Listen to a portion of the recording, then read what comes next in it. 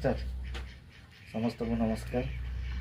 बहुत खरा हो प्रबल खरारे आम सीना पानी टे पाई जाऊे कि पशु पक्षी मैंने पानी पाऊना बहुत खरार आउटआउट होती आम कि भी आम स्कूल गुड़ा आरंभ करवा बाहर स्कूल हो घर हो छात उपरे हो आम पानी रखा और पानी कुंड गोटे करवा कुंड कले पानी रखिले पानी पीवा पाइबे पानी पाऊना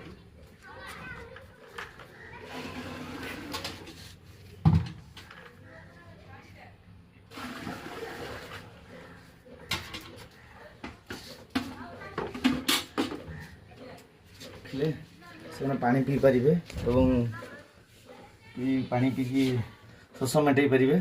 समस्त को अनुरोध समस्ते घर पाखे एमती पानी किसी कुंडरे रखु छात उपरे रखु। धन्यवाद।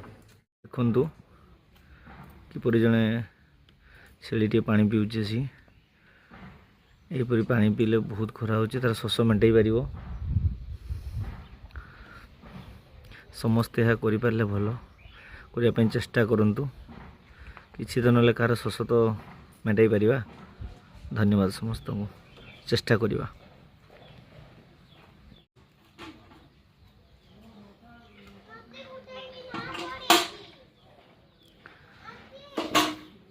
केते खुशी केते आनंद से पानी पीऊे देखु।